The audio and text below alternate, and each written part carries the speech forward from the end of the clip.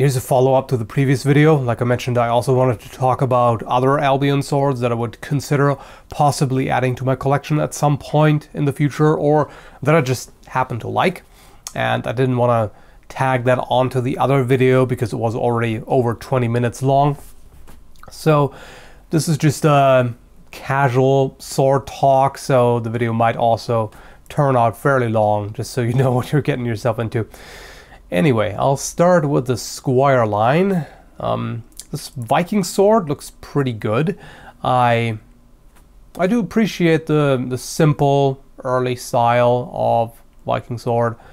It's not the fanciest to look at by any means, but they have a certain simple charm, I would say. There is, I don't know, the other two, not quite up my alley. This one I used to own, the late 15th century bastard sword. This was the first sword that taught me what a real quote-unquote sword feels like, because before that I only had the cheapos, and this just impressed me immediately. As soon as I got it out of the box and had it in hand, I was like, oh, so this is what a proper sword feels like, because it was dramatically different in terms of weight and balance and everything, shape and all that. Quite a nice sword. Definitely better for thrusting, not the greatest cutter. I mean, it does it too. You have to cut a little lower on the blade, but yeah, it was a good one. And then let's go, oh yeah, the Maestro line. Let's not ignore that. I already have the Lichtenauer, so there isn't much point in getting the Meyer as well. I prefer the Lichtenauer a little bit, even though the Meyer looks fancier, but I'm actually not a fan of the Schild, oddly enough. I mean, it's useful, it's extra protection and all that, but I don't actually like all that much how it looks. Which is ironic in a way, because I very much like those parry hooks on two-handed greatswords. Kind of weird. You would think that it's similar enough, but I just prefer those to be further up the blade. It's just a personal aesthetic thing. What can I say?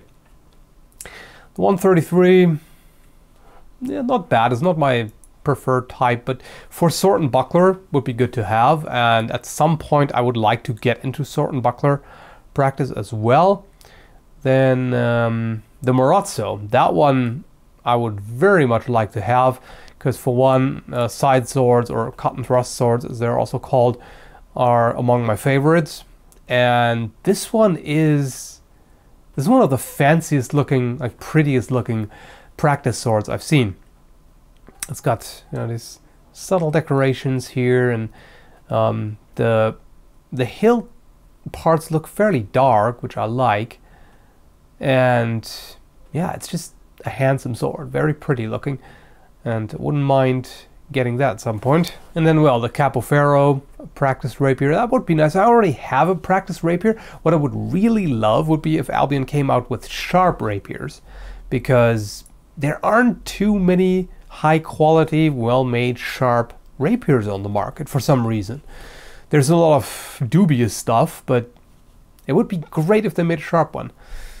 Oh well, the small sword, yeah, would be kind of neat to try small sword as well at some point. This one is actually in the making for me right now. I'm waiting for this. This is ordered, so I'll get that eventually. So this is going to be quite nice. Who doesn't appreciate a good messer, right? Then next gen, the Cherusker. This I'm waiting for. In fact, I was actually going to order that at Cult of Athena at one point, and the guys at Albion contacted me and told me that they're currently redesigning it, so this is going to take quite a while until it's ready. So yeah, have to be patient, but this is very interesting. I quite like early swords, Migration era and even earlier, Celtic. Oh, how great would this be if Albion made a Celtic sword? Like a good Celtic sword. That would be amazing. Because unfortunately there aren't many good Celtic swords on the market. It's basically dealt in. Otherwise, there are a lot of, quite frankly, horrible cheapos. And otherwise, well, there's Temple, if you want to spend several $1,000s. But otherwise, there isn't much. And this one looks really interesting. Very unusual handle shape. And quite a wide blade, so I think this should cut really well. So yeah, waiting for that one. The Gladia, I take almost all of them, but I don't know. The Augustus probably, although this is actually a bit too similar to the one I already have. But I like this sort of leaf-shaped blade. The Electus looks very pretty. Mainz Gladius is certainly nice. Oh, this one, the Decurio. I've been actually recently I've been thinking about ordering this as soon as I scratch some money together. Income has dropped recently, even though my views have remained the same on YouTube, which is a little strange. I don't get it. And January is always really bad, so budget is very tight right now. So this would take a while, but you know, it's a really, really pretty looking sword. And again, it's quite a wide blade. Apparently I have a thing for wide blades. Well, I know how well they cut, so of course, why wouldn't I? And the handle, the way that's shaped, the wood grain really comes out nice on this one. Looks extremely neat. And this one is more forward weighted. It's a light sword, but it's no, 700 grams. No, it's 750. Yeah, there we go. I'm not wearing my glasses right now. I'm supposed to wear them when I'm looking at the computer, but I know that there's a lot of reflection on there, which some people are bothered by. Anyway, so yeah, very neat. I certainly want that. The Auxilia, not quite my thing, but yeah, all the sold out Viking swords. Sad. The Gotland, I would very much like it, but it's sold out. Can only snatch it up on the used market, perhaps. Then the Huskarl is another one that I very much like. Again, really wide blade, and this, you know, subtly curved guard. Well, the upper part is curved. It just looks pretty neat. And the three-lobed type pommel here. Those aren't made of separate pieces. The original ones are made of separate pieces, where this is one piece and then the lobes were made separately and riveted onto them. In fact, they even hinted at the rivet here, even though this is one solid piece, so they make it look as if it isn't, but it is one piece. It doesn't really bother me, whatever. But very nice. Pricey, but very nice. The Jarl also looks pretty good. In fact, it's kind of tricky to decide between the two. Both the Jarl and the Huskarl look really good. I think I probably prefer the Huskarl. But the Thane is another one that I considered on several occasions. Not quite as pretty as the Huskarl, but it still looks interesting. I don't want to talk too much about each individual sword, otherwise this might be a 2-hour long video. We don't want that. Well, maybe some of you do. Now, this section here frustrates me a little bit, I have to say, because I don't know why Albion makes so many single-handed medieval swords that look so freaking similar. I mean, I'm sure they have their reasons, but it frustrates me a little bit in particular because this is not a type of sword that I'm interested in. It's just this super simple arming sword with a straight guard and a disc pommel. It's, I don't know, it doesn't do it for me. It just doesn't.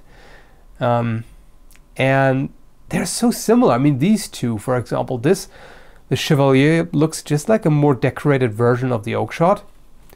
They may handle differently, I don't know, but they look extremely similar. And the Laird and the Caithness, they are also very similar. In fact, I had a hard time deciding between the two.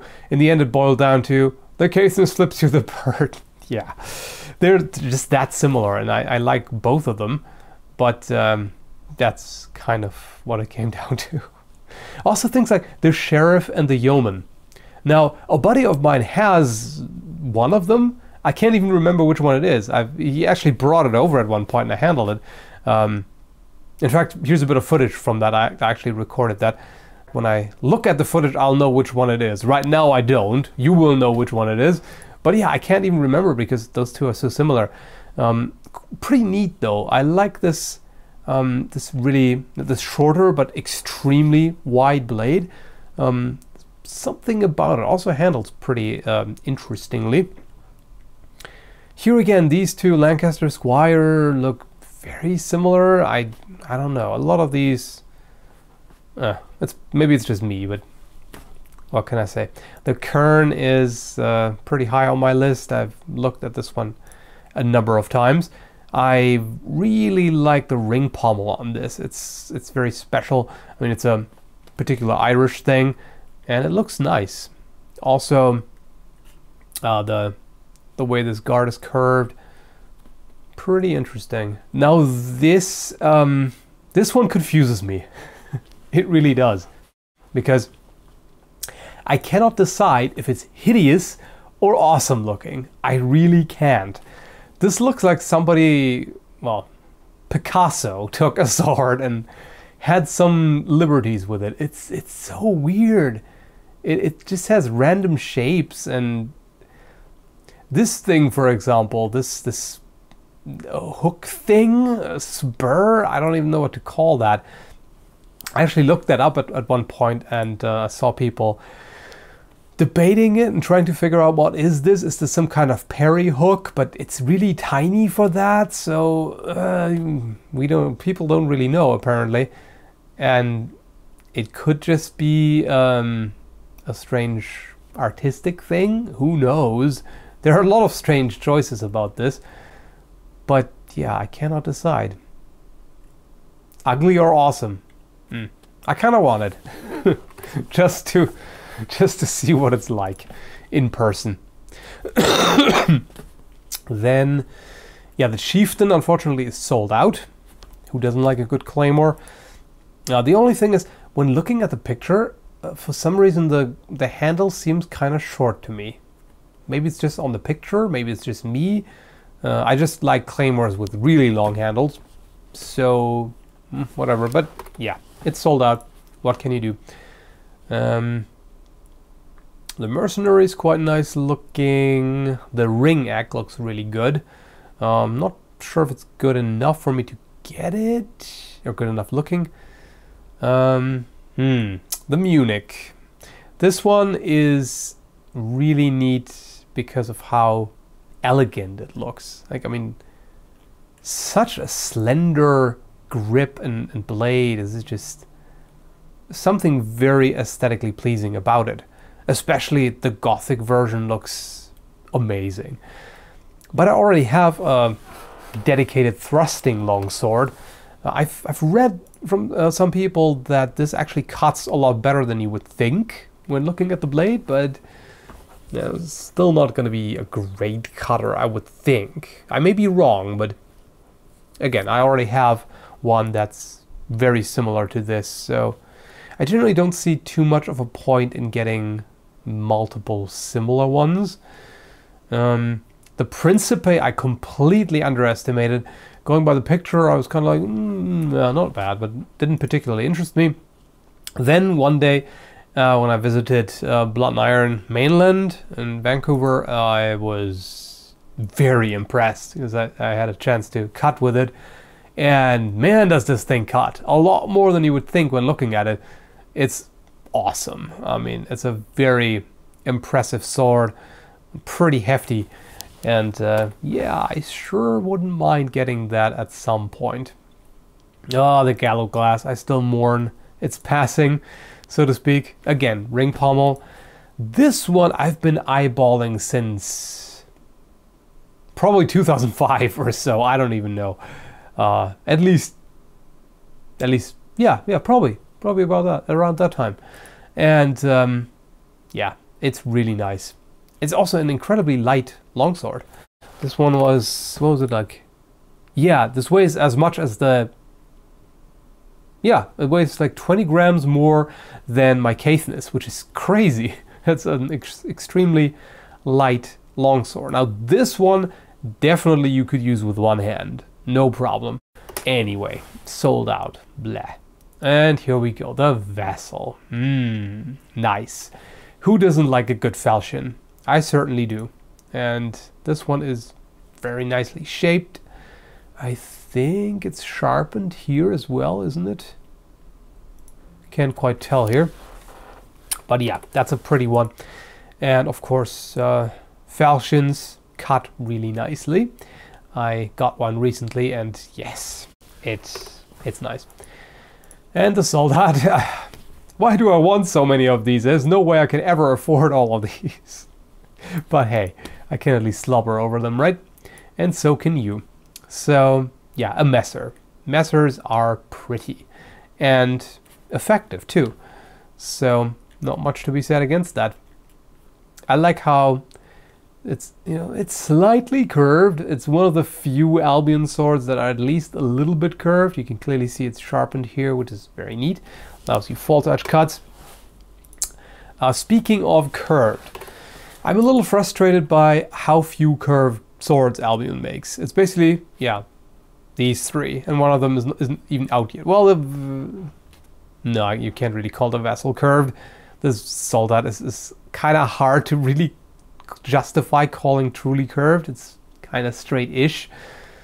Yeah, the Knecht obviously is curved, and it's nice, but it would be really cool if Albion made, you know, branched out a little more. I mean, I know they're drowning in orders, and it's hard for them to keep up. They have so much work, so it's hard to, you know, spend the time to develop new ones with all of that going on.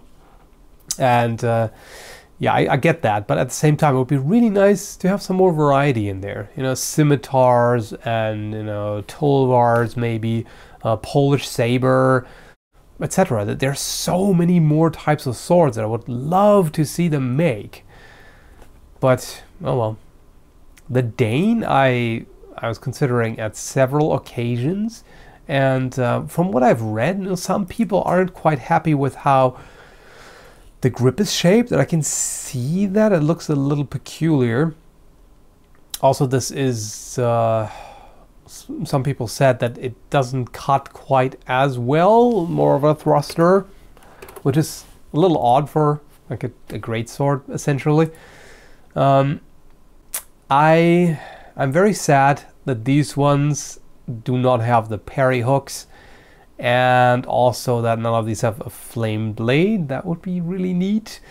But, you know, as much as I like the cover here on the blade, I have to say overall I prefer the Maximilian. I wish the Maximilian also came with this, you know, ricasso cover or short scab, like, well, Albion calls it a demi scabbard, which, yeah, makes certain sense. Or was it Cult of Athena? I don't know, whatever. Either way, the Maximilian looks, you know, not as good as a great sword can. I very much prefer great swords with, you know, rings on there and upwards curved guards and, you know, more shenanigans. But, you know, it's a little too simple for my taste, but it's a great sword. I want one. So, what can I say? It's just a big ass sword. Who doesn't like a big ass sword, right? So finally, the museum line, the elusive museum line. I say elusive because that price range is hard to justify and afford. This one is quite interesting looking, although not quite my thing. Again, more of a thruster, and, you know, I prefer cut and thrust. Not that you, again, not that you can't cut with it, I keep saying that, but not going to be as effective. This, yeah, the Clooney is also along those lines, very nice. This one, I'll never get. It's way too expensive. I would absolutely love it, even though at the same time, you know me, I like to use my stuff, and using a $4,000 sword, ugh. It is hard to justify in a way. What, you do not want to scratch it up, or anything. It's too precious. It is incredibly beautiful. Let's just get that out of the way. It looks amazing. And I'm pretty sure it would also perform amazingly, but I don't think I will ever get that. It's just outside of anything I can justify, really. I could get a number of other high-end swords for that, and yeah, it's hard to justify.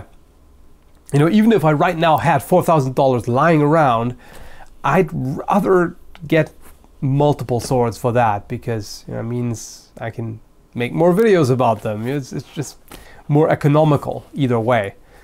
But you know, I can dream, right? I can still slobber about it.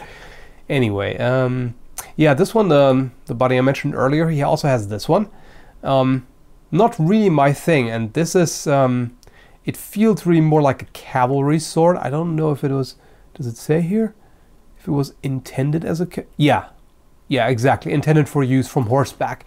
And you can tell it's far more forward weighted. For use on foot, it feels almost a little clumsy. Like it feels really heavy. It feels a little bit dead weight in the hand, but that of course means it would cut like crazy, hack and all of that. And yeah, the Brescia, this one is, or however you pronounce it actually. I think most people pronounce it Brescia, I don't know. Whatever. This is nice. One of the guys at Blood and Iron has it. You know, very pretty sword, handles really nicely. Again, pretty steep price. Although for a museum line, this is actually pretty affordable in comparison. And there we go. The skirmish line doesn't particularly interest me because this is mainly for reenactors. Whatever. I say whatever a lot, don't I? Whatever. Anyway, so let's leave it at that. That's a long video, isn't it? I hope it's was still enjoyable to watch in whatever way, shape, or form. And thank you for watching. Have a good one.